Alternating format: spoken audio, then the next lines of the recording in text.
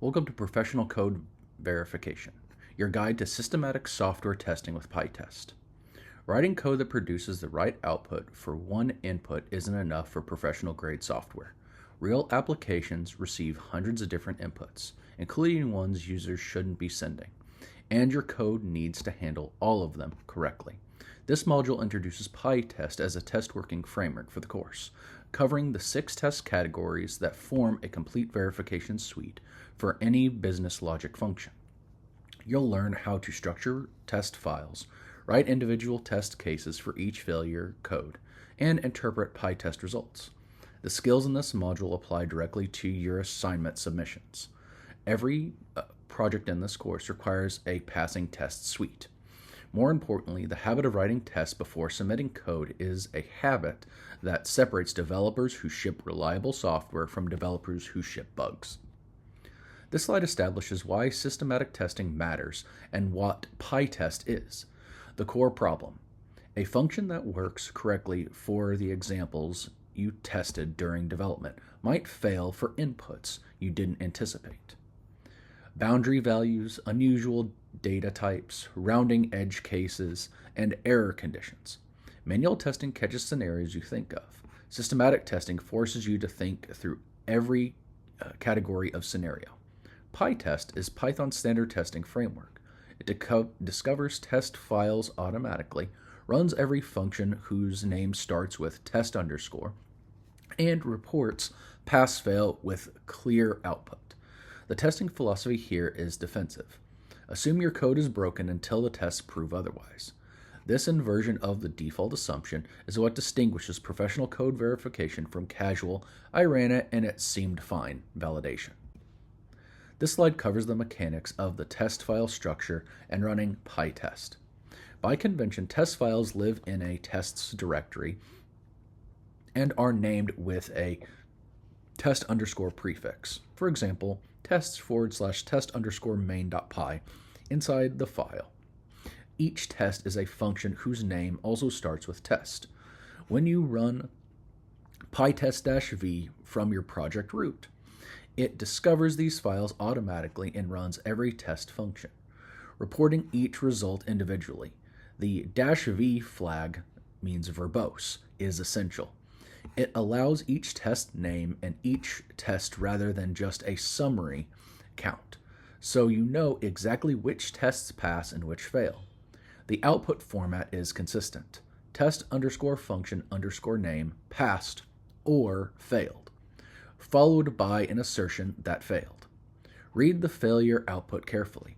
It shows you exactly what your function returned versus what the test expected, giving you a precise target for your fix. This slide introduces 6 test categories that form a complete verification matrix for any business logic function. Happy path tests verify the normal expected case, the scenario where everything is correct. Boundary tests verify behavior at the edges of valid input ranges. Rounding tests verify numerical precision for calculations involving money and percentages. Type tests verify that your function handles incorrect data types gracefully. Edge case tests verify unusual but valid inputs like 0, empty strings, or very large numbers. Error tests verify that your function raises the correct exception when given invalid input. These 6 categories aren't arbitrary. They map to the 6 ways functions fail in practice. Writing one test per category gives you a minimum viable test suite. Writing multiple tests per category gives you confidence across the impact space. Course assignments are going to require all 6. Happy path and boundary tests are the foundation of your test suite. A happy path test verifies that the expected scenario, the case your function was designed to handle. For a tax collection function, a happy path test might call tax underscore collection 100, 0.08 and assert the result equals 0 or 8.00. This test confirms the core logic works. Boundary tests probe the edges of acceptable input. For a function that accepts quantities between 1 and 100, boundary tests check the inputs at exactly 1 and exactly 100, and optionally just below or just above those limits. Boundaries are where off by 1 errors live, the most common arithmetic mistakes in business logic. A function that works correctly for 50 might fail at 1 or 100 because the developer tested the middle of the range but not the edges. Write boundary tests first. They catch the structural mistakes early. Rounding and type tests address 2 distinct failure modes. Rounding tests verify the calculations involving money produce the correct number of decimal places.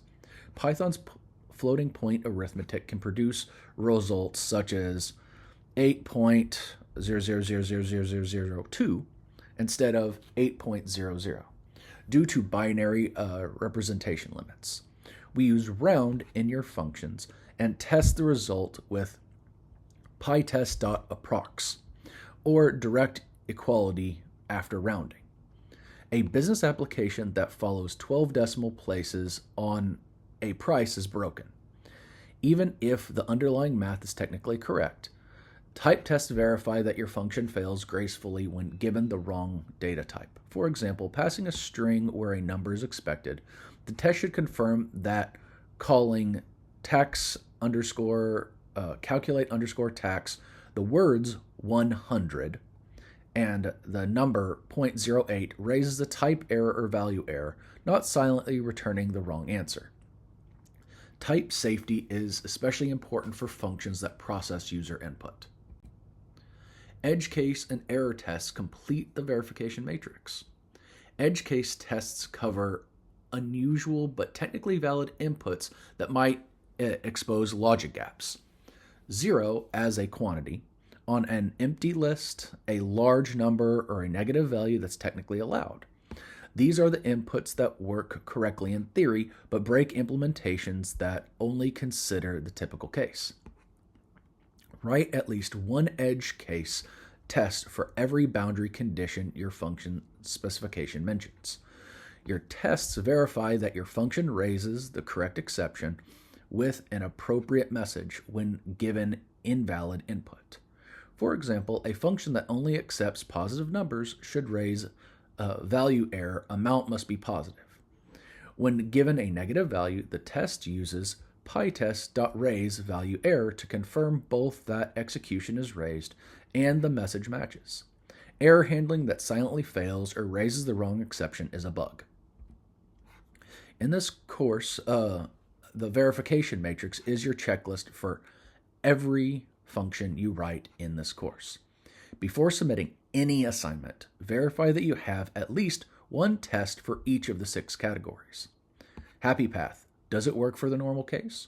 Boundary, does it work for the edges? Rounding, are the numeric results precise to the correct decimal place? Type, does it handle wrong data types gracefully? Edge case, does it handle unusual valid inputs? And error, does it raise the correct exception for invalid inputs? A test suite that covers all 6 columns for your primary function is a complete verification suite. The matrix also serves as a debugging guide. When a submission fails the grader's tests, the category of failure tells you exactly which test type to add to catch it in the future. Build this habit now and carry it into every code base you work in.